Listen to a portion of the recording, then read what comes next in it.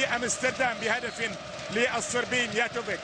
بداية المباراة الأولى طبعا دور ربع النهائي في مجموعة المباراتين، من الكبيرين يواصل ومن من الكبيرين كذلك يودع دوري أبطال أوروبا؟ هذا السؤال المطروح الآن، لكن المباراة تنطلق والحسابات اللي كانت مجرد حسابات ومجرد توقعات قبل المباراة ألابا يبدأ بجول.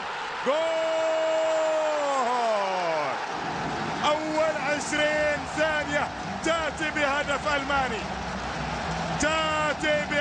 ألماني، نمساوي من مسافة بعيدة على بوفون.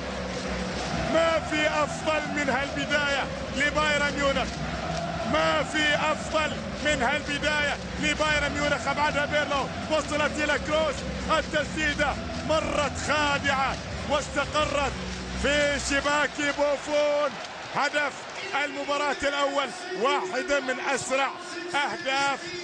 خطيرة خطيرة خطيرة. هدف ثاني نعم، جول ثاني للفريق الألماني على غير العادة. بتطيح من يد بوفون، تطيح من يد بوفون وتأتي المتابعة.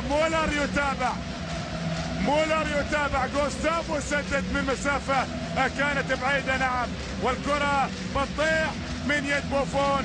متابعة من ماريو مانزوكيتش، هو اللي تابع الكرة الماضية. مانزوكيتش الكرواتي أرسلها في المكان السهل لتوماس مولر يأتي الآن ويسجل هدف ثاني لبايرن ميونخ.